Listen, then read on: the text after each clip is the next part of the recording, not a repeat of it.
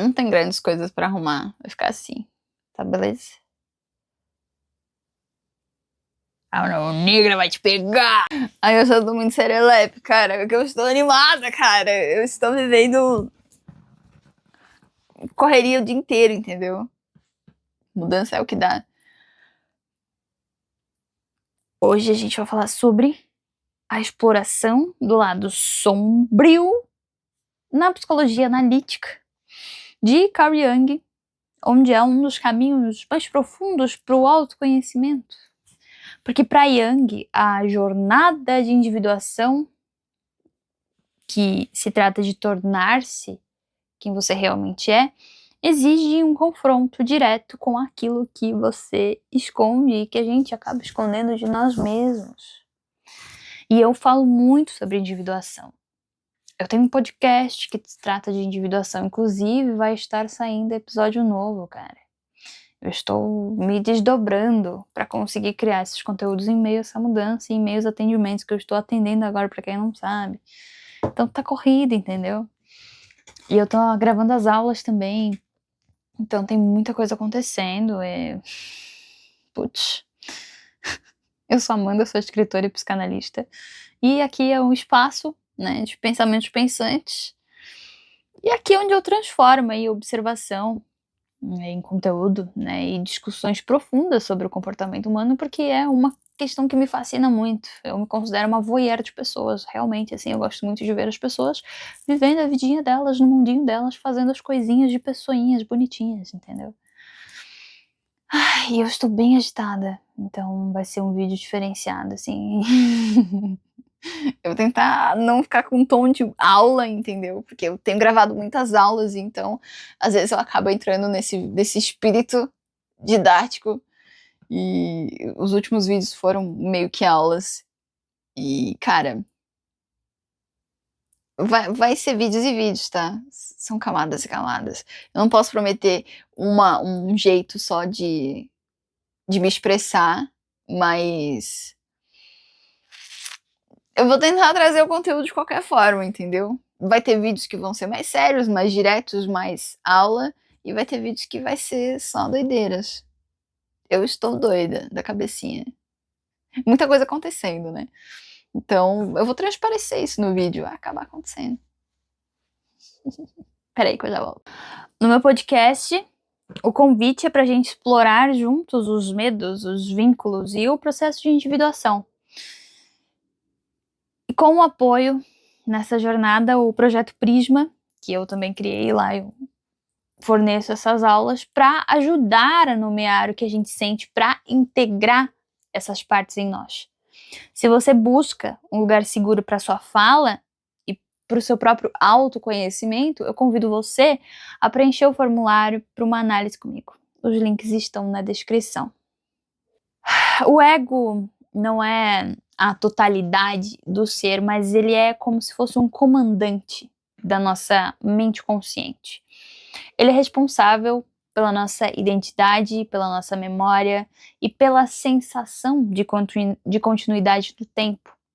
Para a gente aprofundar essa nossa dinâmica, imagine o ego como um capitão de um navio e a persona como o uniforme oficial que ele usa para ser respeitado pela tripulação e pelo porto onde ele atraca. Jung, ele descreveu o ego como um centro do campo da consciência. Sem ele, sem o ego, não haveria o eu para experimentar a realidade. Sem o ego, você não teria capacidade de escolher a sua roupa do dia, de fazer escolhas. Ele funciona através de 3 pilares principais: identidade, memória e continuidade. A identidade é o que permite que você se reconheça como um indivíduo único, separado dos outros. E a memória é onde o ego filtra e organiza o que a gente lembra, criando aí uma narrativa coerente da nossa história. Eu estou acelerado, eu estou falando para você. E a continuidade é a sensação de que eu sou a mesma pessoa que acordou hoje de manhã, a mesma pessoa de ontem, semana passada e aquela que morava em Blumenau há 2 anos atrás, apesar das mudanças de humor ou do ambiente. O ponto crucial é que o ego não é o self, o si mesmo. O self é a totalidade da psique, que é o consciente mais o inconsciente. O ego, ele é apenas uma pequena ilha de consciência num oceano vasto e profundo. Eu acho que tá muito psicanalítico, né? Tá, eu vou tentar facilitar. Deixa eu pensar. A palavra persona, ela vem do latim para máscara, e ela é usada pelos atores no teatro clássico. Jung, ele acreditava que a persona é uma necessidade funcional. A função prática da persona é que nós não agimos da mesma forma com os nossos pais, no caso, né, com o paciente. Eu não ajo da mesma forma com um paciente, eu não ajo da mesma forma num show que eu vá, eu não ajo da mesma forma com uma pessoa que eu estou conhecendo, com os meus amigos. A persona, ela nos permite desempenhar papéis sociais de uma forma eficiente. Ela serve como proteção, como uma camada para a nossa vida privada, filtrando o que a gente deixa para o mundo, o que o mundo vai ver sobre nós. Só que o grande perigo é a identificação com essa persona. O problema psicológico, ele começa quando o ego, ele acredita que ele é a máscara. Se você se identifica apenas como o profissional bem-sucedido ou a pessoa sempre equilibrada, você perde a espontaneidade. E é aí que vem esse vazio interno, porque quando a máscara ela se torna colada no rosto, os sentimentos reais, as fraquezas e os desejos que muitas vezes estão na sombra, eles são sufocados. Aí ou você infla ou você se exaure, porque você tenta manter uma persona perfeita o tempo todo e isso consome uma energia psíquica absurda, levando ao burnout e às crises de identidade. O desafio da individuação é justamente fortalecer o ego o suficiente para que ele consiga olhar para trás da persona, reconhecer a sombra e eventualmente dialogar com o self. Às vezes eu fico me perguntando, cara, será que algumas pessoas chegam nos meus conteúdos e falam que às vezes a minha linguagem ela é muito difícil de ser compreendida, só que eu penso, cara, ou é a rapidez com que as informações chegam e as pessoas estão acostumadas a receber as coisas mastigadas, ou realmente o meu linguajar está difícil. Aí eu fico nesses dois embates. Aí vem pessoas que já me acompanham de mais tempo e falam, não, tá ok, continua, tá joia, tô conseguindo entender. Aí eu fico nesse tipo, ai meu Deus, será que eu vou ter que desenhar? Não tô muito na pira de desenhar ultimamente, não. Mas enfim. Onde que eu parei? Eu sempre escrevo os tópicos das coisas que eu trago pros vídeos, porque daí assim eu consigo seguir uma linha de raciocínio, porque senão eu começo a viajar prolixa, que eu tô aqui, daqui a pouco eu tô aqui, daqui a pouco eu tô aqui, daqui a pouco eu tô aqui, daqui a pouco eu volto, daqui a pouco eu vou, e aí a pessoa não entende nada que eu tô falando. Que é isso que acontece geralmente na grande parte das conversas que eu tenho com pessoas, conversas informais, né? É diferente quando eu vou gravar um vídeo. Mas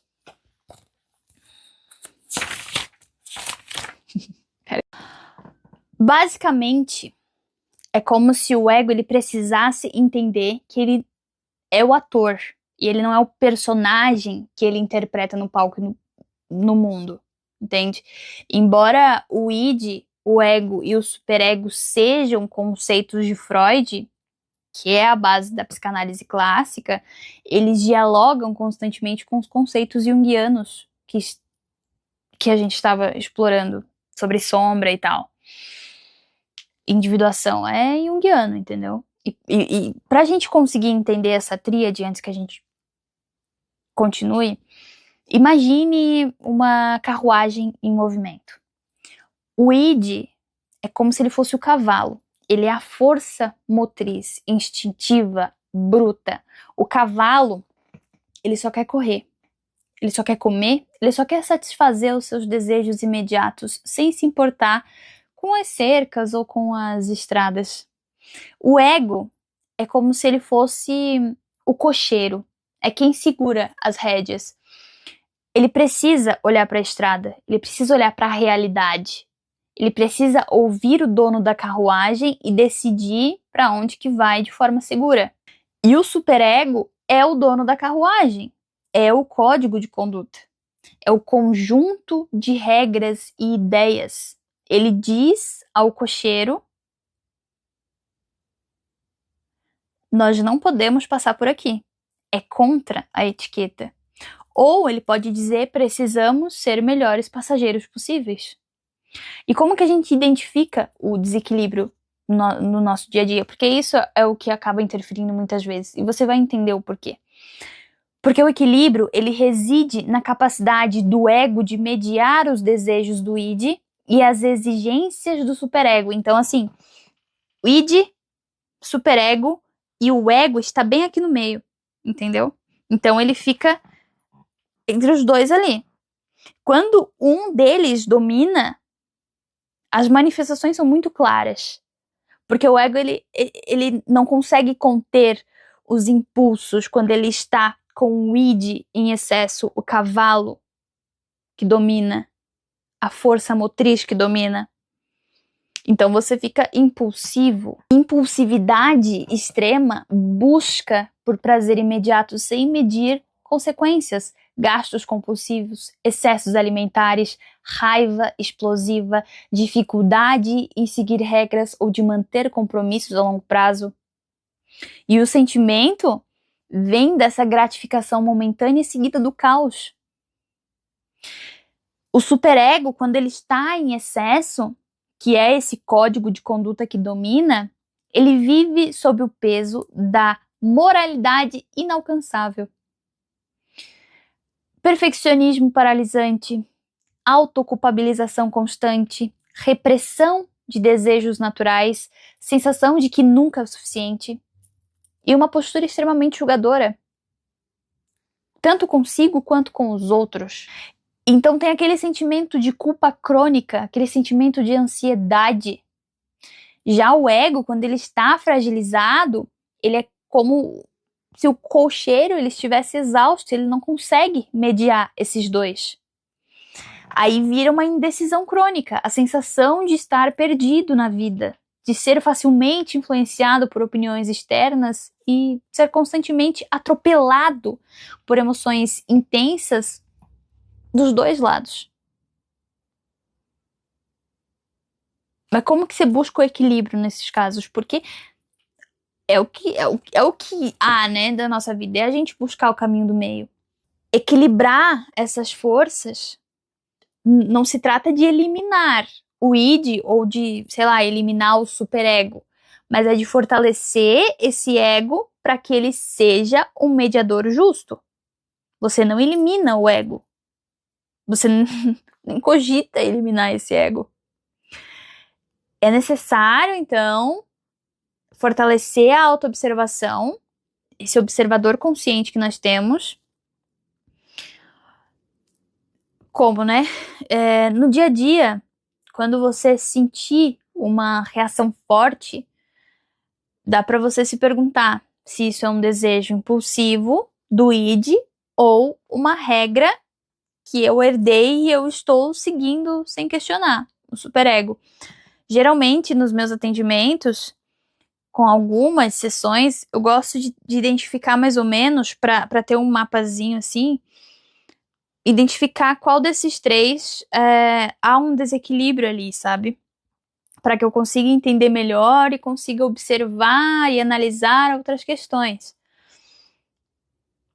Até para que haja também uma forma de observação um pouco mais aguçada, para que eu consiga manejar melhor as situações.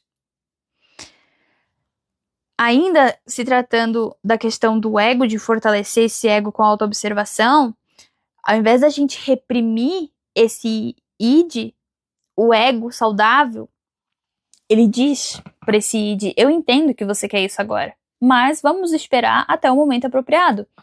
É como se ele falasse pra criancinha dentro de nós. O id seria tipo a criancinha impulsiva que não sabe das consequências e só quer fazer as coisas porque ela quer, entendeu? Aí o ego vem como um adulto e fala: não é o momento apropriado. Ao invés de obedecer cegamente o superego, ele diz: eu entendo que você quer perfeição. Mas o que é possível fazer hoje com os recursos que eu tenho? Aí você tem essa troca interna, você conversa dentro da sua cabecinha. Não é difícil. É um treino, é uma conversa consigo mesmo, é você fortalecer esse observador consciente. É uma conversinha aqui da criancinha que quer as coisas, o superego, provavelmente aí que você deve ter crescido em algum local que criticava, que falava, que exigia muito, que exigia seu perfeccionismo, e você fica com essa vozinha dentro da sua cabeça aqui, falando essas coisinhas, entendeu? Você precisa fortalecer esse ego para que você consiga dominar e conversar com essa criancinha e mediar o que o superego está dizendo para você, para que você não caia nas provocações. Grande parte das autossabotagens vem dos dois lados, porque não é mediado. Práticas que envolvam trazer o inconsciente para a consciência. A escrita terapêutica, eu sempre vou falar da escrita terapêutica. A própria análise e a meditação ativa. O que é meditação ativa? Cara, só você arrumar. O simples ato de você arrumar uma gaveta já é uma meditação ativa. Crochê é uma meditação ativa. Lavar a louça é uma meditação ativa. Porque isso ajuda a fortalecer o ego. O objetivo é dar ao cocheiro mais clareza sobre a estrada e mais firmeza nas rédeas. Nós podemos observar que o id, quando ele está em desequilíbrio, a gente observa caos e hedonismo, que domina os impulsos e os atos. No dia a dia parece como eu quero, eu faço, e é agora. Ele não pensa no depois. Quando o superego está em desequilíbrio, a gente pode observar muita rigidez, muita culpa. No dia a dia aí, sentimentos e até frases como eu não devo, é errado, eu sou péssimo. E o do ego é quando ele está aí em dominância, ele se manifesta com muito realismo, aparecendo no dia a dia como eu quero, mas agora não é o momento. Eu farei o que for possível. Enfim, para a gente avançar essa compreensão de Yang, a gente precisa entender o que é a sombra e o que é a projeção, né? Porque formam dinâmicas de esconde-esconde psíquico. É algo que a gente não consegue ver em nós. Imagine que a sua consciência é uma casa iluminada. A sombra é o porão. Tudo que não combina com a decoração da sala de estar, a sua persona, você joga lá para baixo. Geralmente, a gente pensa na sombra apenas como aí os nossos defeitos, né? Inveja, egoísmo, agressividade. E eu acho muito interessante que Yang ele trouxe uma visão muito revolucionária, né? De que a sombra é apenas aquilo que não foi vivido. Aí a gente trata do recalque. Porque se você cresceu num ambiente onde ser assertivo era visto como ser mal educado, a sua capacidade de dizer não e de se impor, ela foi jogada lá na sombra.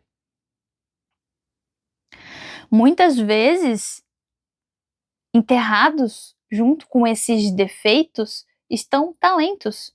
Estão ali a criatividade, a ousadia, uma força vital imensa. E recuperar essa sombra significa você resgatar essa energia para que ela trabalhe a seu favor, ao invés de sabotar você mesmo. Muitas das questões, às vezes, de depressão e ansiedade têm a ver com a sombra, de coisas enterradas, dessa angústia de querer algo que você não sabe o que é.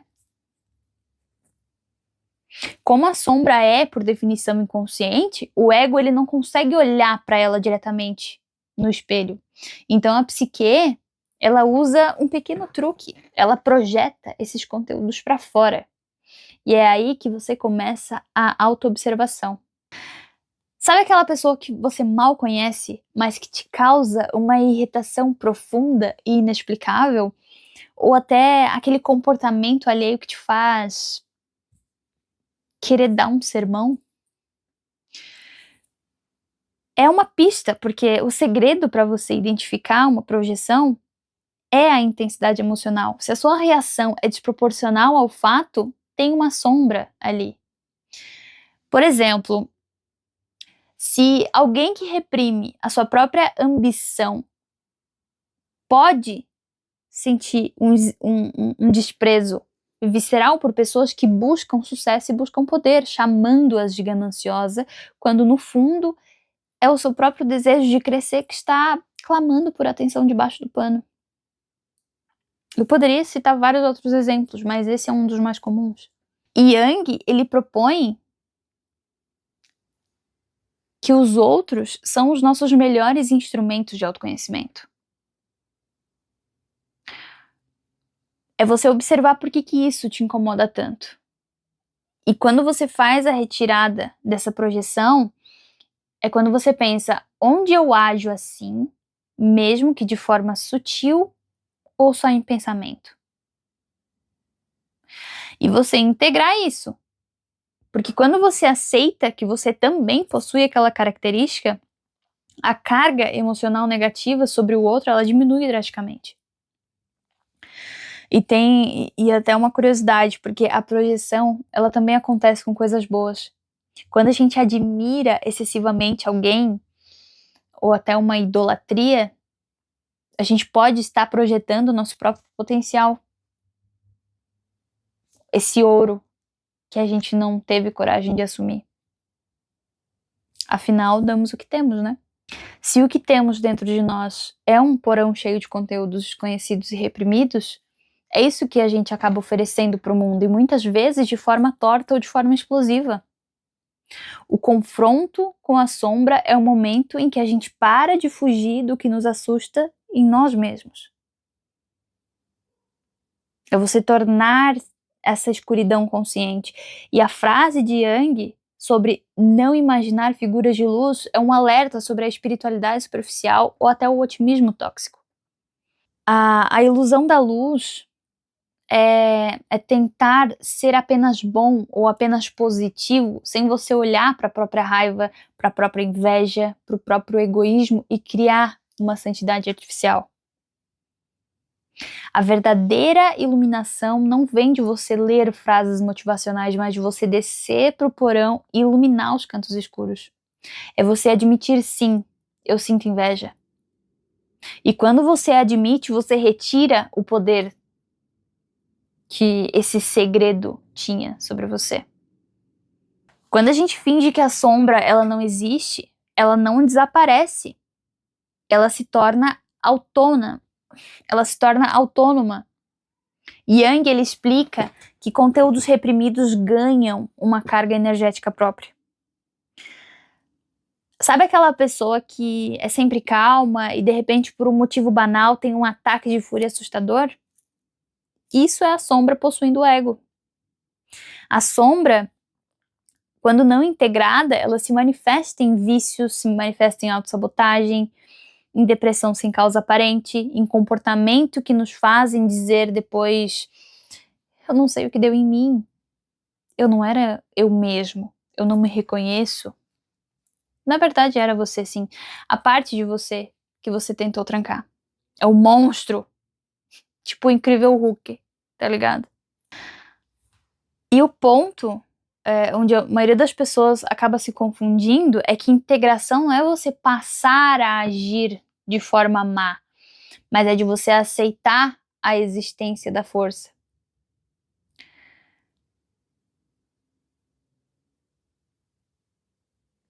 Eu falei do exemplo da agressividade, né? Da sombra reprimida e tal. Você é uma pessoa boazinha que todo mundo pisa até que um dia você explode e acaba destruindo o relacionamento. Quando você integra essa sombra, você reconhece a sua capacidade agressiva e transforma em assertividade. Você usa essa energia para colocar limites, para proteger quem ama e dizer não com firmeza. Eu já fui essa pessoa que ia aceitando, do nada, puf, explodia. E eu precisei integrar isso. Eu precisei ser mais assertiva, eu precisei ser mais direta sobre as coisas que me incomodavam, porque senão, em algum momento eu ia uma bomba relógio.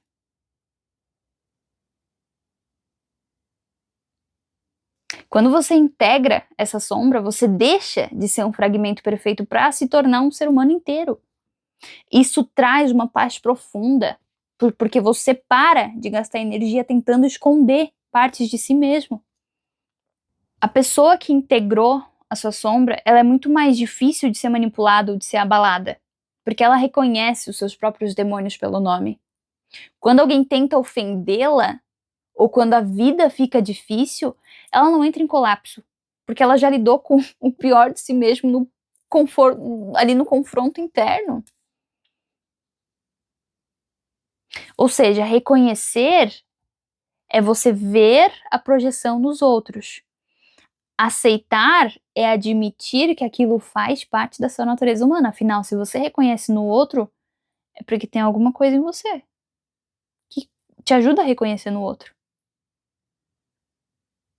E é você negociar, é você decidir como que você usa essa energia de forma consciente. Se a sombra individual é o nosso porão particular, a gente também tem a sombra coletiva, que é o porão de uma cultura, de uma nação, de toda a humanidade. Se você gosta de conteúdos como esse, considere curtir esse vídeo e se inscrever para que esse vídeo chegue para mais pessoas, para que mais pessoas tenham consciência sobre a sombra. E que elas ajudem aí a se ajudarem, né, cara?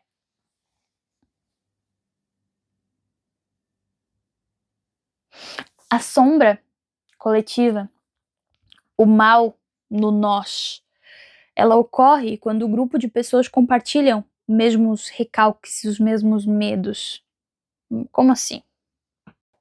Ao invés de cada indivíduo lidar com a sua própria escuridão, o grupo se une em torno de uma imagem ideal de pureza ou de superioridade, jogando tudo que é de ruim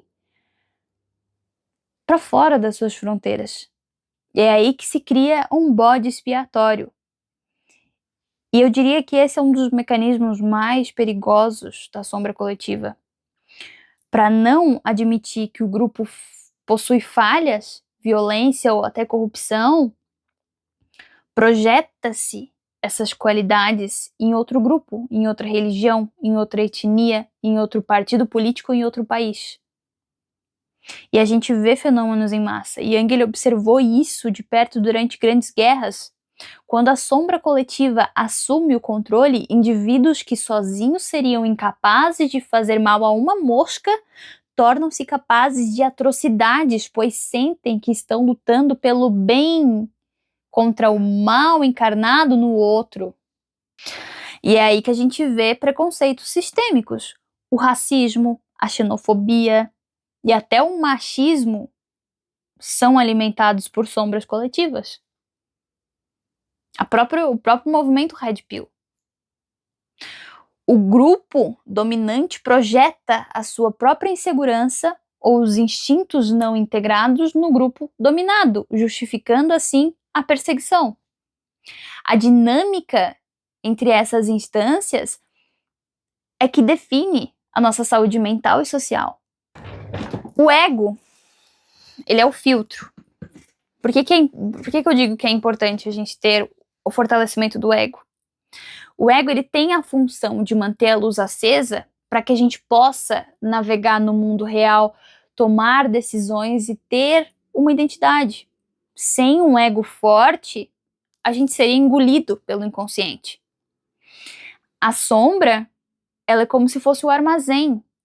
Ela é muito necessária. Quando a gente guarda o que foi rejeitado, ela protege o ego de conteúdos que ele ainda não consegue processar. O problema não é a sombra existir, mas ela permanecer trancada e desconhecida.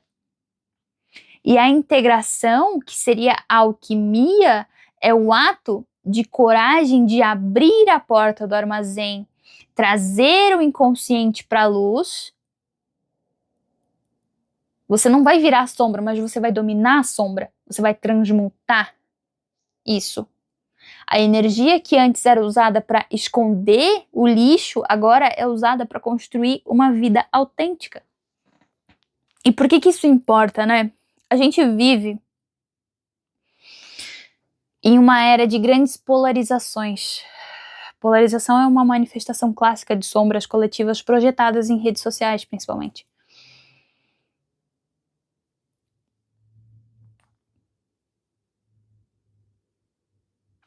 O antídoto para a sombra coletiva é o trabalho individual. Quanto mais pessoas forem capazes de olhar para a própria sombra e dizer: eu reconheço o mal em mim, é por isso que eu não preciso persegui-lo no meu vizinho.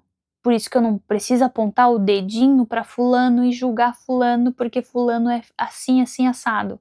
Porque eu reconheço isso em mim. Ó, olha o próprio rabo. É muito mais saudável.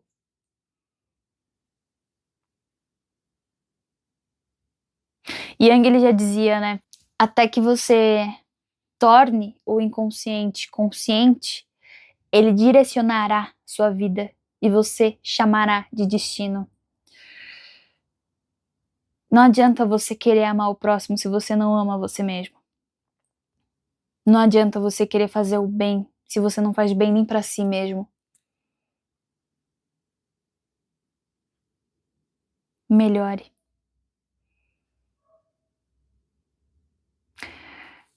Me siga nas outras redes sociais. Eu trago alguns outros conteúdos sobre filosofia. E vou tentar focar esse canal aqui do YouTube para assuntos que sejam um pouco mais psicanalíticos. Vou trazer um pouco da clínica para cá. Então, se você quer de fato assumir o seu lugar no mundo, entender o que te constitui, o que se passa nessa cabecinha, esse canal está aberto.